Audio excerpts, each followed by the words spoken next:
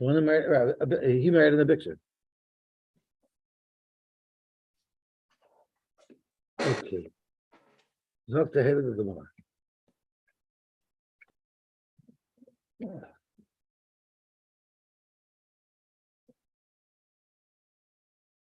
So we are towards the bottom of Lamed Zayin and Beis. We're learning about a list of items that the Brisa told us are halacha l'Moshe Sinai, different things in the Torah. So let's quickly run through that Brisa, and then the Gemara is going to elaborate on it. It's actually not a Brisa, I believe. It's just a memor from the Gemara. The Amar of Ikob or Avon or Kanan al Marav. My dechsiva yikaru b'sefer Torah shalakim mefayrash v'soim seichel yavinu b'mikra. So we break up the pasuk and we say each is referring to a different part of our Messiah. Yikaru b'sefer Torah shalakim zeh mikra. That's referring to the psukim that we have. Mefayrash zeh targum. That's referring to the Torah Shabbat where we learn shot in the pasuk. V'soim seichel elu hapsukim. And the Ram says that it's referring to like this nachtos and the Seif Pasuks. By knowing where to pause, you'll know the meaning of the psukim. So that's why Soim Seichel refers to the psukim. V'yavinu b'mikra zeu pisuk timing. And in one shot, we learned that it means trop, right? So the trop is deraisa. So this is the support for the Shita who holds trop is deraisa, which would be Rav, and that's why Rav couldn't say that piece of time, if it's deraisa, you cannot charge for it. And that's why Rav had to say that what they were charging for was the babysitting service. And there are those who say that Vayivinu b'mikra is referring to the Messiahs, and Rashi, the Ram says, Masha Nimsar b'Maisera, what was given over Maisera. Or it could mean there are other that means the chaseris for Yaseris. So now we're going to analyze this. Amar Rabbi Yitzchak, Mikra Seifrim, the Eater Seifrim, the Karyon v'Leksivan, Uksivan v'Lekaryon. So these four items are halacha l'Moshe Sinai. Mikra Seifrim. What's an example of Mikra Seifrim? So first, let's see what Mikra Seifrim is. It's Hakriya Shemasru Lanu Harishonim Shenikra Seifrim. It's the actual nusach of the psukim. So let's take a quick look in the Bach, because he tells us what it means is eretz, oretz. In other words, if the word eretz is in the middle of a sentence, you'll say eretz. But if it's at the end of a sentence, or by a snachta, we say oretz. Shemayim Mitzrayim, it's actually a shaila, what that's referring to. But those are called mikra seifrim. That's an example of Mikra Seifrim. Okay, let's see what the Ran says. Shemayim Mitzrayim she'afu b'shein b'hem aleph nikroyim ki'ilu hoya b'hem. So which means Shemayim. Really, if I write the word Shin Mem Yud Mem, it could be Somim. Why Shemayim? Why with a pasach under the mem and a chirik under the yud, or maybe sometimes as part of a chirik there'll be a yud, like ki chaf yud. The yud is part of the chirik, it's part of the pronunciation. So maybe when it says shemayim, it's not shemayim, it's samim, because the yud is just the chirik for the mem. Rather, we learn that it's shemayim as if there's an aleph there, as if it's spelled shin mem aleph yud mem, because we say the ayim. So that's called Mikra Seifrim. There are those who learn differently, and they say that it's Shemayim and Mitzrayim also. If it's at the end of the pasuk, it'll say Shemayim and Mitzrayim. Okay, and that's really totally in the gears of the Bach, because if your gar is only one time Eretz, so then the same way Eretz means Eretz, if it's in the middle of a sentence, and Oretz, if it's at the end of the sentence, you can explain Shemayim and Mitzrayim the same way. But according to the Bach, it says Eretz twice, because Eretz and Oretz, so that's referring to the Snachta, but Fibal the Gemara doesn't repeat the word Shemayim. and doesn't refer to the word Mitzrayim, it must be referring to something else, and that's why they learn like the Ram that it's referring to the fact that there's an ayin at the end, and you don't just read it as if the yud is the chiyuv.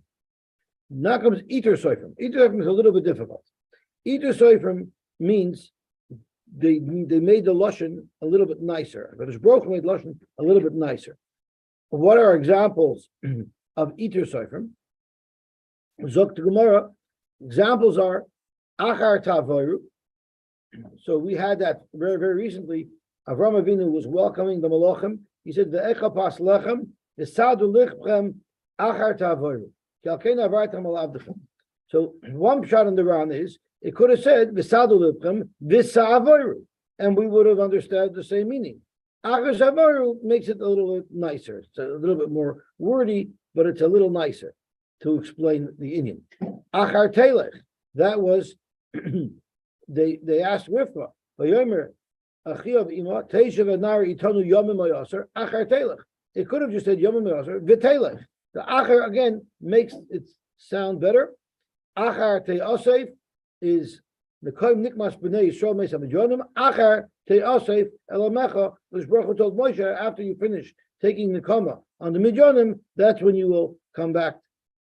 You'll give up your Neshama. And the other pasuk is Kidmu Sorim Achar Noignim. So what this pasuk means, let's see if I have it over here. Shorim. Right, it is show. Kidmu shorim achar noignim b'soich halomos tefefos. What this means is by the Kriyas Yamsuf, Kidmu shorim. First, Klal Yisrael got up and said Shira, and then achar noignim, and only afterwards were the Malachim joining in Shira. But Klal Yisrael, they were the ones who initiated the Shira. So once again, the Kurach had Kidmu Sharim V'Noigdim. Achar again makes the language a little bit more nice to listen to. And then we say by Mincha on Shabbos, Tzidkascha Kahare Kale. So what is the whole pasuk? The whole pasuk is Tzidkascha Kahare Kale. And pasuk in the pasuk is Tzidkascha. HaKadosh Baruch Hu, when he wants to do chesed with somebody, he wants to be mated for somebody, it's kahare kale. It's actually not kale, it's el. Kahare el, it's like these strong, powerful mountains. El is meloshin strong. So when a Kadosh Baruch Hu wants to be mated with somebody, he can build them up. But mishpatecha, if Hashem wants to serve mishpat, then tahaim rabba. Because Adamu v'hema says Hashem, the Rebbeinu Shalom controls everything. That's the pasuk shot in the pasuk. And once again, it could have said, just like it said, Mishpatecha Tehaim Rabba, it didn't say Mishpatecha Ki Tehaim Rabba. It could have said Tzidkascha Harei. Why is it Ki Harei? Once again, that's called an Iter Lashon. Okay. So that's the first list of items. So I explained it the way the Ran says in his first shot. I don't quite understand the second shot. So I want to read it because maybe someone will be able to explain it to me. So on the second wide line, you don't know for sure if it goes on before or it goes on. Yeah, but we need to know. We have the general understanding of what the Ran says. We understand, but when we apply it to the actual psukim, that's where it becomes difficult. So let's see the Ran inside. Before we discuss it, let's see it inside. Iter Soifrim Achar Tavayu Achar Techu Achar Teyasef Kidmu Shorim Achar Nodim Kol Hani Achar Miyusarnim. The word achar is redundant. The einun elul teferes lashon. It makes the lashon nicer. The havel of the michtav sadu lepcham visavayu tisaga shiva shavim visayasef kidmu sorim noigdim kidmu sorim noigdim el shenichlu teferes lashon. Tzidkascha kaharayel havel leila michtav tzidkascha harayel. K'dichsev like the second half of the pasuk mishpatecha taim rabba loimer sheharim haramim, to tell us that the high mountains. Now the next line that the Ran says, I don't even understand what he's referring to, but he clearly has a different shot in the pasuk than the other Rishonim that I learned. So Kloimer Hamalachim Shrichin Litzitkas Hashem. The Malachim need Tzitkas Hashem. So he's learning Tzitkas Kahare Kel means that the Malachim need the godness of the Rebbeinu Shalom. I'm not sure how he's teaching the pasuk. El Shekasav Kahare Kel L'Teferes Haloshin. Because that Hare. So when the Ran says that the Malachim need Tzidkas Hashem, so how do you read that into the pasuk? Tzidkascha keharakel or harakel. Who are the Malachim?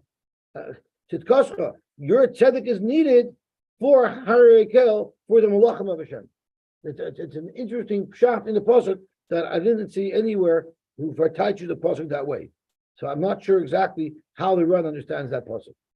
With different Moira Yosy, the Iter Soifrim, what is the definition of Iter Soifrim? Not the fact that it said Achar instead of just using a vote, but Hainu Shekoisvim Tam Mafsik Ba'achar. I don't even know what this means. What does it mean? The Torah writes a Tam that separates Ba'achar. I don't even know what the words mean. So in order that it should be understood, the order of what's happening. And this is what Chaim has said. But till we get to this part, it's very difficult to know what it means. But this is what the Ran says. We want to make sure that what it means is that first you should wait for 10 days and then go. And if it would just say, if it wouldn't have said Acher, I would have thought that she should go and then wait 10 days. The Acher is making it very clear to us what is the order of the operation of it. So or first Sadu Lipcham and then go. If it would have just said Sadu Lipcham Tavaru, you would have thought that maybe you are Tavaru first.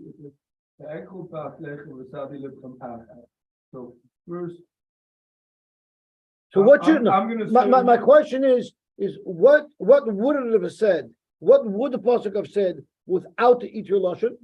The Iter Lashon is the word Acher, or is it the Tam Mafsik V'Acher? I don't know what that means. What does the Tam Mafsik mean? I don't know what types of the words are. As you don't read it like and then after that you go. So the Acher goes on the word Tavoiri, that after you're going to do this, then you're going to go, or it's yeah, but that doesn't. The Iter Lashon means either a trop or a word. You're just telling me read it this way, don't read it that way. That's not Iter Lashon. Iter Lashon means the chayder because but there's no such pusik or snachta there. I looked it up in the pusik. There's no such pusik or snachta. It's a pashta. It's a pashta mula. Which trop belongs there? That's the solution. If it's a pashta or there's random trops in all of these psukim. If they all had a snachta, that's how I would have understood it. But one's a pashta, one's a this, one's a that. So let me just finish around. Kid musor and vachach noigdim, or chitkoscha kahare, nifsak betam kahare. It's the word kahare is separating mimilas kel. So it says the word kahare, here the word kahare is separating between the word chitkoscha and the word kel. Loimar should tell you, shamilas kel hafucha, it's really backwards. So what it really means is Kale, Rabbanan Shalom, Tzidkas Niglesa, your tzidkis, your greatness. It was revealed to us, Kaharim, just like mountain chain gluyim. Vilmalaya Hepsik, if it wasn't for the Hepsik, and again I don't know what this Hepsik is, Haya b'mashma, it would have been mashma, Acher shetelchu, Acher shetaveru, Acher shetasasei, that's when this should happen. So I'm not sure what the piece of tam is. Hid musarim acher anoigdim shanoigdim kadmu lahem. You would have thought that the malachim were first, and then Klal Yisrael said shira. Said kascha kaharim shel kel. So I'm again not sure exactly. The karle iter soifrim should have actually the mills of a tamakriya. Others look at kascha kaharim guy. No, I understand. I understand the two ways to that I understand. There's two ways to understand it. What? I didn't look at the English article. What does he say? He said there was a run, and he says the it, right? The as, right? The who? The kid, okay. Right? He said that practically the as helps to avoid the monotony and the truth and practice those presumptions as far as infrastructure. That's the first shot. Right. The first shot we understand. I'm struggling with the second shot around, and even though I understand generally what he's saying, but what exactly shows me to read it that way? and I thought Pesach time is the trop, but when you look in the Pesukim, there's random trops there. I thought I would find an asnachta right there before each acher, but there isn't. So I'm not clear. And I mean, Wenn nicht der Traum, wo sie das kennt beachten, als man the trop doesn't teach you anything. And look at the trop there. The trop doesn't separate anything. They're just random trops. Also, in Slime tacken sie. In Slime ist die Kosten keinerlei Teil. In Slime ist die Kosten keinerlei Teil. You look up the trop to see if that makes sense, or you're just suggesting this? Because if you look up the trop, you see it doesn't stem. It doesn't stem. There's no trop that's separating from the words of cost with the word candidate. It's all lined together. Okay, so we'll leave it for later. We barely started the daf. I just brought this up because so Gemara goes back there. Carry on v'lo ksiva. All of the places where there's a kri and not a ksiv, and there's a whole bunch of places where there's words added in the Torah that we don't actually. There's words that we say that aren't actually written in the Torah. It's pras the belechtoi, and these are all different psukim. We could look up each pasuk, but I don't know if there'll be a benefit. Pras belechtoi ish the kasher yishal ish b'dvar alekim. He said that reading a word that doesn't say that's only in na. I feel it's do zwei Plätze in the Torah that We say batchayim, batchayim, or yishkaleno, yishkaleno. Right avot, we say differently. Oh, but if we say a word that doesn't say it all, I hear. Boyim the nidnesa, lo the plata, es the hagad hugad, Eli the hagayin, Eli the asarim. There's a lot of representation of this in Megillas Rus. These psukim are in Megillas Rus. So these are halin karyon v'leik sasson. These are things that we read, but they're not written in the Navi. Uksavan v'leik karyon. What about when there's a ksav and not we don't read it, we miss words? There's no the yislach, zois the hamitzvah, yidroich the hadoyrech, chomesh the pasnegev, im the chigoyel. Okay, halin, all of these are ksavan v'leik karyon. So Moshe was asked a very interesting shaila. We know that if you're a Baal Korah, you're not allowed to read Baal Peh. You have to be looking inside and reading the words, right? So my question, this ask for Moshe when Baal Korah is learning, and he learns the ish ashka yishkavena, vish acha yishkavena, but it says in the word is written yishkalena. So does he have to learn that by looking at the word yishkalena as he says yishkavena, or there he could learn Baal Peh because it's not written anyway? Let's say there was a piece of dust covering the words. There's a wax. You have to flick it off, or could you learn it anyway? Because you're not reading that word. So I think what Moshe holds that you have to see, even though you're not pronouncing the word that's written in the Torah, you also have to look inside on that word. There's a whole bunch of shilas about that. There's a whole bunch of shilas about Kri and Ksiv. The Gemara in Kedushin says nowadays we're no longer bekiyin the chaseris for yaseris, and because of that, the Shagas Aryeh says a bombshell of a chiddush that the Minchas Chinuch argues, and he says that we're not bekiyim b'chaseris or yaseris. We can no longer be mekayim the mitzvah of ksiva sefer Torah, because we don't know if we're writing the mitzvah to write a kosher sefer Torah, not a apostle sefer Torah. Zok the Shagas Aryeh nowadays b'daraisa there's no mitzvah of ksiva sefer Torah because it's impossible, because we don't know. The Minchas Chinuch of course argues, but the Rishonim will learn that nowadays you're also mekayim ksiva sefer Torah by buying a sefer. In those days they used to learn out of scrolls. Now we learn out of bound svarim, and there's a shita, I think it's the shita to Rosh, that you're going to be yotze, writing a sefer Torah by buying bound svarim. So the next time I come home, my wife always tells me, I got such a good deal today. I saved so much money. I always want to know what she spent to save that money, how much it costed me. I can come home and tell my wife, I wrote a sefer Torah for $12.99. Because you can go buy a sefer for $12.99, and it's like you wrote a sefer Torah. Amar Rav Acha bar Ada said, B'marava, in Marava, Paskin lahadin psuka l'tlosa psukim. The following pasuk, which we read as one pasuk, is split into three psukim. It says, "Vayomer Hashem el Moshe, hine anochi bo'elecha be'afa onom." And that's not the end of the pasuk. The last part of the pasuk is Vayagid Moshe is divrei ha'am el Hashem, I believe. So split into three psukim. So why would they do that? What would be the reason for splitting it into three psukim?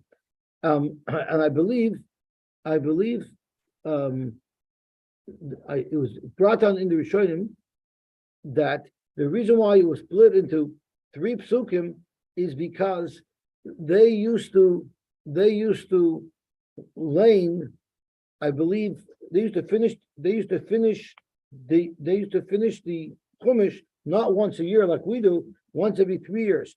So in order to be able to divide it evenly, it helped if they were more psukim to get a proper splitting up of the Torah. I'm not sure exactly how they used it, but that's what it would help for, and that's what they used to read it as 3 psukim.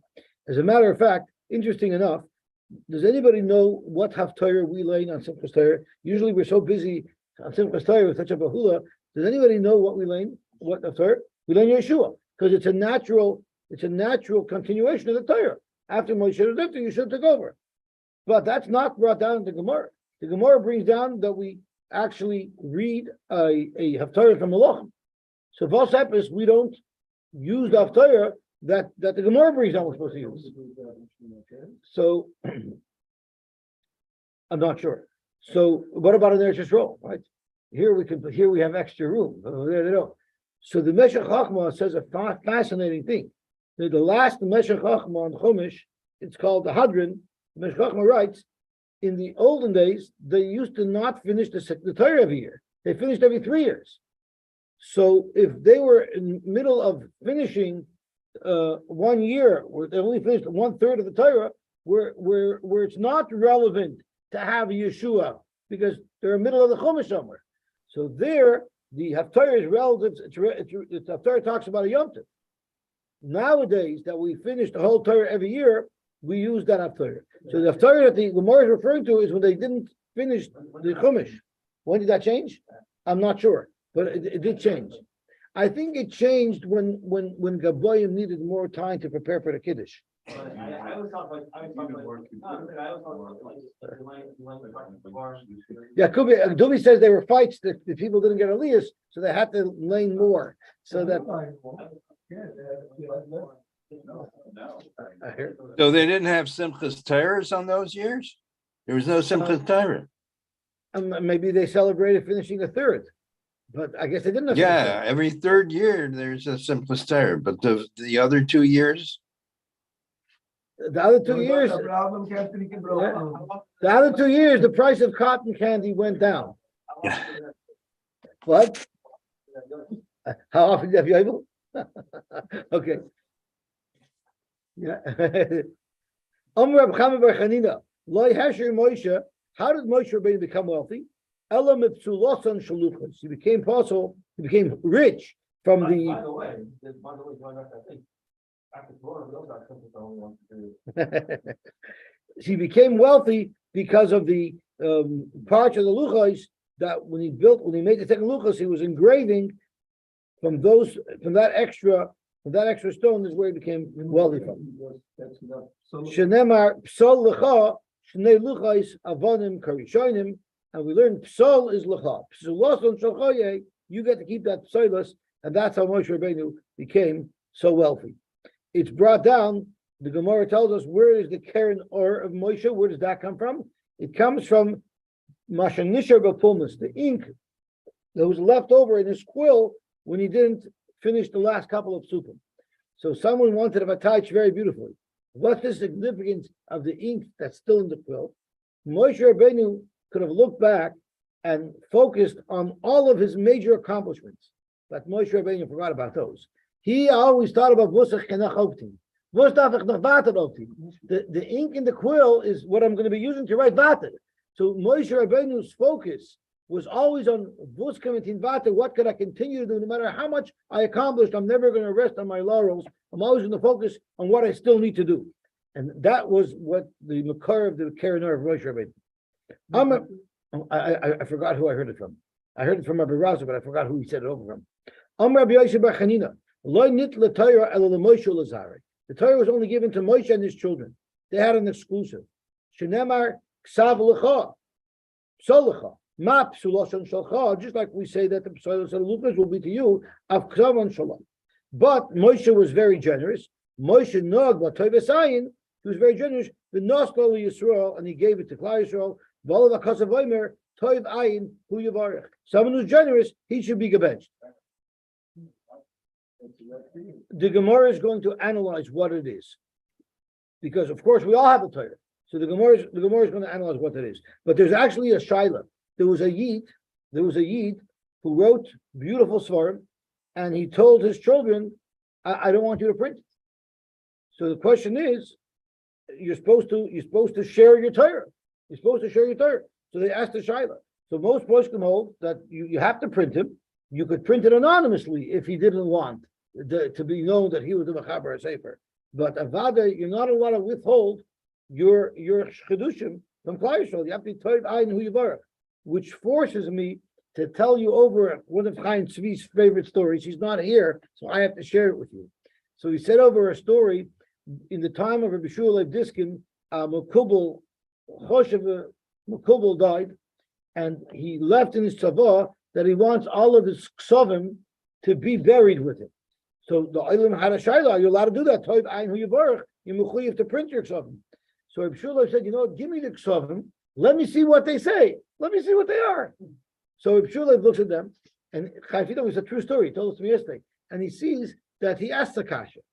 It says, "V'hinei malach elakim oilam v'yordim boy." Correct, the Makubal can't a malach fly. Why would a malach need a ladder? He should be able to fly. The teretz is there must have been baby malachim, and they didn't know how to fly yet. So when Baal they need a ladder. So Rabbi Shua Leib says, you know what? Bury them with him. It's perfectly fine. If Klal Yisrael are deprived of these ksavim, we're gonna be okay. We're gonna make it. Dr. Gemara weiter. Moshe Rav Chisda. V'oisi tziva Hashem v'eisahi l'lamed eischem. We learned this pasuk earlier that the Rebbeinu Shalom commanded Moshe to teach Klal Yisrael. So how could you say that the Torah was only given to Moshe? Clearly, the Torah was given to him to teach Klal Yisrael. Dr. Gemara, maybe you can learn pshat in the pasuk. V'oisi tziva Hashem taught me the Torah. V'ani lachem. So it's v'oisi tziva Hashem beisahi. Period. Me on my own, Dr. Moshe l'lamed eischem, I decided to teach you. How about the next pasuk? Re'eli madati eschem hukim u'mishpatim kasher tzivani Hashem Elokai. So once again, you see the Rebbeinu Shalom was mitzvah him to teach Klal Yisrael Torah. So oisi tziva, I am teaching you the Torah that Hashem taught me. Hashem didn't tell me to teach it to you. Hashem taught it to me. He was mitzvah me, and I on my own mani lachem. So we survived two kashas on this halacha, on this mimer, but now we're going to have a kasha that we're not going to survive.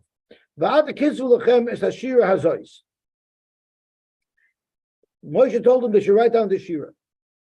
So you see that there was more involved. This is just a shira, right? Zok to Gemara, hashira lechuda. Maybe it just means the shira alone. But the Gemara says, leman tiali hashira azois le'ed b'bnei Yisrael. So if this is an aid, vice the host has got to be a lot more. Right? If that's the only part that has to be written down, my sadusa. What type of aid is it? If that's the only thing that they had. Elo, because of that, we have to be choizer. We have to say that really all of the Torah was given to Klal Yisrael. And the Shira was laid. But the whole Torah was given to Klal Yisrael. So what did Moshe add? Elo pilpulo ba'almum. What Moshe had, what was given to Moshe, that was his, and for his family, that he generously shared, was Pilpulo Ba'alm. And what does that mean? Pilpulo Ba'alm Nos Mal Moshe V'unag by Tovis Ayin L'Yisrael. And that is, the Chasam Sofer says, that's the ability to be Mavin Dover, B'toich Dover. We marvel at the ingenuity of our poskim, how they're able to understand and process new technology, new metziasim, that were never mentioned anywhere in the Gemara and the Rishonim, yet they're able to use their koyach of pilpul of being medama dover to interpret the Torah's perspective on all these things. That's what pilpul ba'alm is. That special shata d'shmaya that poskim have to be able to be mavin dover mitover and apply the Torah to shilas that were unprecedented. Amar Yochanan, ein hakadosh baruch hu mashchinasai ela al gibar v'asher v'chacham v'anan. And there are those who learn is he has to be a giver, an usher, and a chacham, and im kol zeh, he has to be an honor. And we know this all because that's how Moshe Rabbeinu led. Gibor dechsiv v'yifrois es ha'oil ala mishkan. what did Moshe Rabbeinu do? He he spread oil on the Mishkan. That means he must have been very tall. V'amar Mar, Moshe Rabbeinu Parsai. Moshe spread the cover on the Mishkan. Uchsiv eser amos orech hakodesh. That's about 30 feet high. So if you're so tall, you got to be strong. Who said? Maybe he was tall and lanky. Maybe he wasn't strong. I chopped on the two luchos, and I threw them down, and they broke them. Tanya, we learned how heavy the luchos must have been, because the luchos are on shisha. Imagine they're pure granite, 6 tvachim, which is about 2 and 3 feet long. Rachman shisha, about 8 inches wide. The albion shloisha, and 3 tvachim thick. That's a very, very heavy piece of stone, and Moshe Rabbeinu was just able to lift it up. So you see how strong he was. There are those who ask, don't we know that Moshe Rabbeinu set up the Mishkan on his own? So you got to be pretty strong to set up the whole Mishkan. So the Rosh brings down that he really didn't do it. He made it look like he was doing it. He was doing the Maisim, but it was done alpines, so that would improve his strength. Usher, how do you know he was an usher? The spreading out of the oil is also very. It was very heavy too. Yeah. But the Gemara ends up saying it's not such a raya, because I guess maybe you didn't have to support it. Or psalacha, how do you know he's an usher? Psalacha, psalacha. So there are those who ask, Moshe Rabbeinu was a Navi before the Luchos. So how did he have Nuvu at that point? So the Mefarshim answer is that, do you know where the granite was? They had to mine this granite. They had to get it from somewhere. It was under Moshe Rabbeinu's oil. He might not have known about it, but he was rich all along. Okay? So, I'm sorry? This verhält nicht geteilt, because Mitzrayim hat jeder Mann geht mit. I hear. So, Chacham, where do you see that he was a Chacham? Rav Shmuel Amar Tavayu, Chamishim Sharavina Nivra Boilim. There are 50 Sharavina in the world. Uchulam Nitnu L'Moshe Chosar Achas. They were all given to Moshe besides one. Shenemar V'Techasreyu Ma'at Melikim. Moshe was missing a little bit from the Eibishter. And the Ram explains what this thing that he was missing. I thought the Ram says it, but I don't see it over here. Maybe one of the other Rishonim mentioned it. I saw it somewhere. It's referring to an extra akara in understanding the Rebbe. What does the one say? Oh, right. Yidiyas Hashem Yisbarach al Amitosai. Right, that's what I was looking for. Yidiyas Hashem Yisbarach al Amitosai k'dichsiv v'techasrei ma'at melakim. The Baal Shem Tov says that in fact Moshe Rabbeinu had 50 sharivina, but by the Egel he lost. Moshe Rabbeinu also lost one. But the Mizvitch Maggid said Avad Moshe Rabbeinu had 50 sharivina, but 49 were given to him. The 50th at the Chdaf Alain Arbitin, he had to work and gain it by himself. So if you look at Lashon Gemara, it's nitnu l'Moshe, v'chulam nitnu l'Moshe. We're giving to him as a gift, chasar achas, which he had to get on himself. Anav, where do you see Moshe Rabbeinu was an Anav? The Chesiva Ish Moshe Anav Moed. Amar B'Yechanan, Kol Hanavim Asher Moed. All of the Navim were wealthy. We know only Moshe. And the Mefarshim explained the reason why they have to be Ashirim is because there's many tzaddikim go'onim that were not Ashirim. But if a person has to be in a position where he's going to influence Klal Yisrael, he's going to give them Musar, he's going to guide them, such a person needs to be a person of stature who people will listen to. And that's why they have to be a shir. Minol, how do we know that? Moshe, Shmuel, Amos, Yoina. These are the 4 Nevi'im where we know it from. Moshe Dechsiv, Loi Chamor Echad Mehem Nasasi. I never even took one Chamor from them. So what did Moshe Rabbeinu mean? Ibeloi Agra, if he was sort of praising himself, then I never just took away someone's donkey, seized someone's donkey without paying. That's godless. La Fukiman, the Shokal Boyagra. Is that what Moshe Rabbeinu? I'm such a great guy, I never stole anyone's donkey. Avada, that's not what Moshe meant. El Dafilu Ba'agra. Moshe Rabbeinu said, I didn't even force someone. I didn't even expropriate and I would pay. I didn't even do that. Maybe the reason why I didn't do that is maybe Moshe was poor and he couldn't afford to give them the money to buy a donkey. That's why he didn't do it. But otherwise, maybe he would have. Surely he had the money. He could have expropriated, but he didn't. Shmuel d'chsiv. And the Gigantic, because he used the Chamor to bring his family back to the. But he didn't take it to anybody. Okay. D'chsiv hineni anu bi neged Hashem v'neged b'shichoi eshar mi lakachti v'chamor mi lakachti. So Shmuel was saying, I didn't take anything from anybody. Ibechinam, that's called praising. Man deshakol b'chinam, ella da'afilu b'schar. Correct. Gemara once again, Dilma Daniaba. It says Utshuvasai Haramasa. He returned to Rama. Why? Kisham Beis, that's where his house was. Rava said, he didn't go back to Rama all the time. Rather, wherever he went, wherever he went, he had a whole entourage. He didn't want to be Nehenna from anybody else. So he didn't just come, he came with a 50-foot trailer full of provisions. He traveled like an army. He was fully independent wherever he went. You have to be wealthy for that. Amar Rava, Gadol Mashnever b'Shmuel Yosher Yishanem Rabbi Moshe. Do the Moshe Rabbeinu Ksiv Loi Chamor Echad Mehem Nasasi Dafilu B'Schar. I wouldn't take even with money. But if they offered it up to me, then I would take it. Even if they came to him and said, I want you to use it, or I'm happy to rent it to you, he still didn't do it.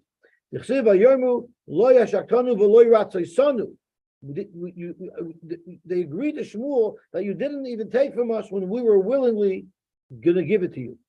Amos, Amatya accused Amos of saying nevuah to make money, to use his nevuah to profit from it. And he said, Loi navi anoichi, v'loi ben navi anoichi. I'm not a navi, I'm not a ben navi. Ki boiker anoichi. I'm a rancher. I'm a Texas rancher. I have many heads of cattle. Uboilim shkomim. I also have a whole meadow full of these very, very expensive trees. So I'm a wealthy guy. I'm not doing this for the money. I have a lot of animals, and I have these very expensive trees that are in the valleys. How do you know Yoini was wealthy? I'm sorry?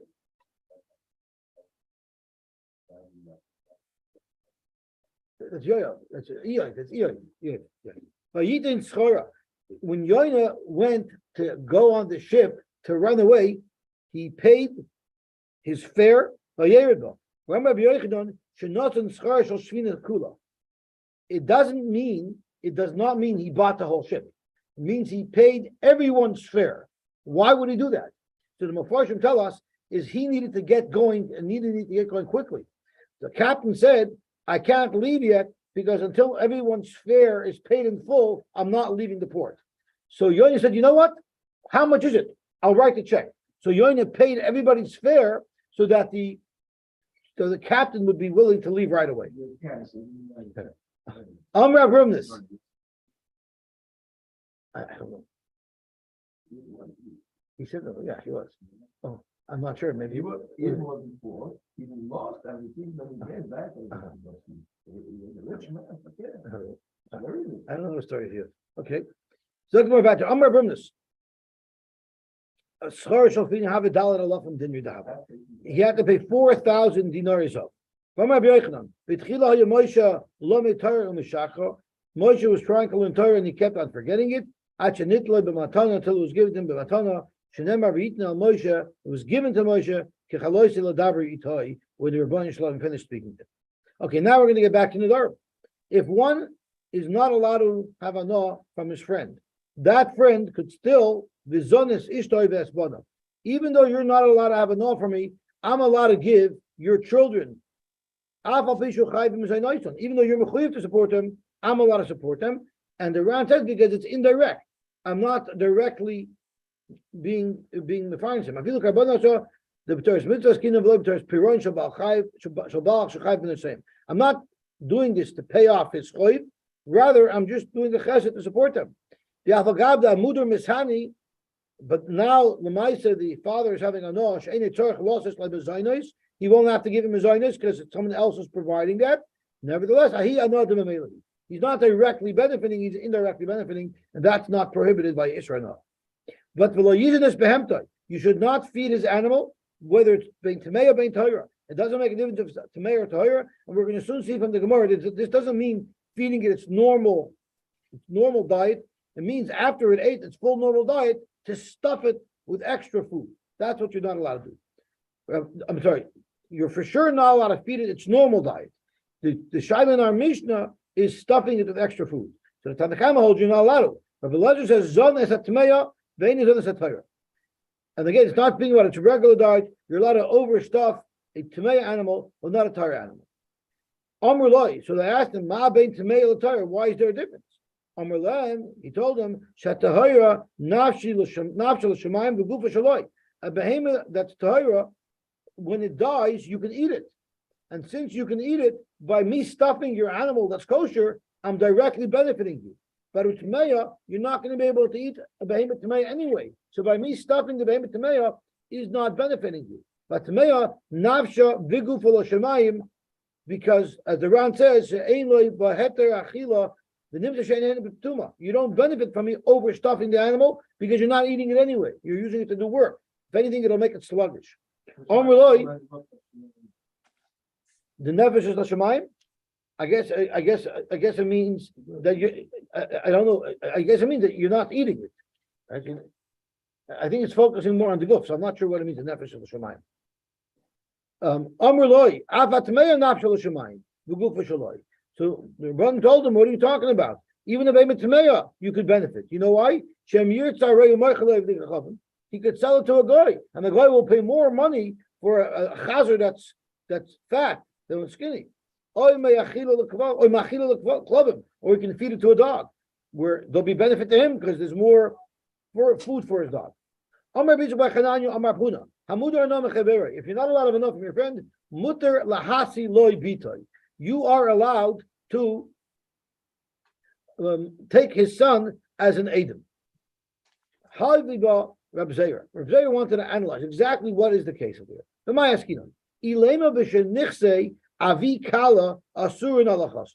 If it's like we said shot, that you're taking an Edom, so the Edom is not allowed to have hana from you, and you're taking an Edom. Zog to Gemara, Hare Moiser l'shivcha. It surely should be usher, because when I'm marrying off my daughter, who I have control over, to him, I'm basically giving him full-time help because his wife is now going to run his household for him. So how should I be able to do that? Elo, you have to say, is b'nichsei chasen asurun alavikala. It's the Edom is not allowed to give hana to the shver. Are you allowed to marry your daughter up to a boy who you may not have hana from him? So the question is, are you having hana from him? He's supporting your daughter, right? That's a big hana. Zog to Gemara Avada, that shouldn't be a problem. Because what does our Mishnah say? Gedolim azu amru. We have a much bigger chiddush than Mishnah, that you can go to a total stranger and you can give his children food. You can give his wife food, even though he can't have enough from you. Zonis ishtoi vesbanov ve'aval peishu chayv b'mzoynoisa. A normal married man is mechuyev to be mefarnish his children and his wife. So when I'm doing it, I'm giving him hana indirectly, and that's mutter. The at amrit. Mutter lahasiloi pitoi. What's the big chiddush? I mean, he's not even mechuyev in mezainis at this point. I think it has to be financial. I think so. So let's say that what we're talking about is the father is not allowed to give hana to the Edom. The Edom is not allowed to have hana. So the problem is, how is that allowed? He's giving him a shivcha l'shamshoi. And for the Gemara, we're not speaking about a young girl where the father is supposed to marry her off. She's an independent woman. She marries herself off. So if he marries off his daughter to this person, he's not being behind that person because it's not up to him. It's his daughter. Umidaita, and with her das. Tanya namihachi, hamudu ano mechaverai, aser lahasri like bitai, avamasiai bitai boigris umidaita. You're not allowed to marry off your daughter who's a kana to him, where you're in control, because you're giving him a full-time shivcha l'shamshay. But if she's an adult, avada, she's allowed to marry this boy, and you don't have any shaykhs with it. Omer Rabbi Yaakov, and there's even discussion if he's allowed to convince his daughter to marry this man. There's a discussion about that I believe in the Rishonim.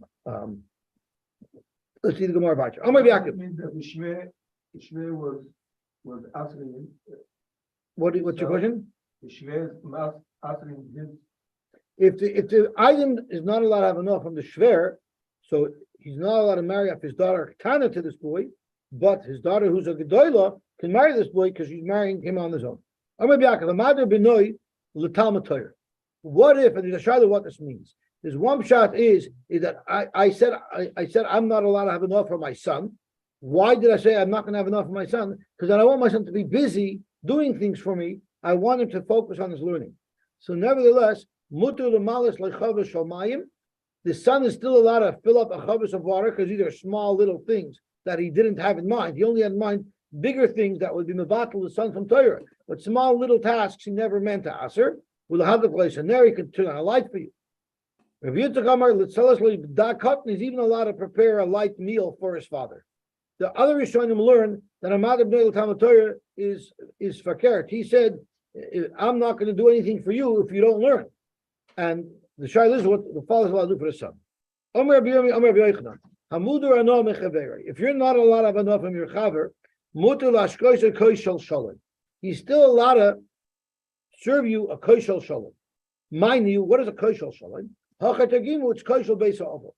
And what it means is he's coming into your house, he's taking your wine, he's not giving you wine, and he's pouring you your wine.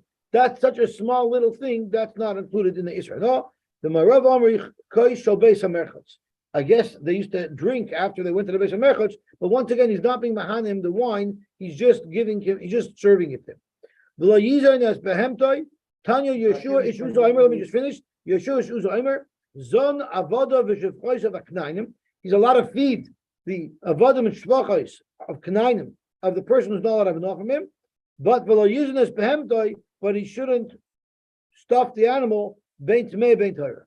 My timer, what's the reason? Avoda V'Shevchois of Knainim, L'men Charusa Avdim. And it either means when they die, you're not going to eat them, right? But behema lefatum avidah. Behema is made to be mafatim. You're being mahanim. And once again, the Ran speaks out, of course, that we're not speaking about feeding them their regular diet. We're talking about overstuffing them. So limit karusa avidah the Ran has two pshatim. They're only made to do work in the house. So I don't benefit if they're fattened up. And the other pshat was she'in oimdim lachila. We're not cannibals. If they die, they'll just be buried. So therefore, there's no benefit to me if you stuff my people. I'd rather just feed them their regular diet. But avada, if it's a regular diet, that you're not allowed to feed them. Okay, we'll stop here, B'Hashem, and we'll be mamshech tomorrow. That's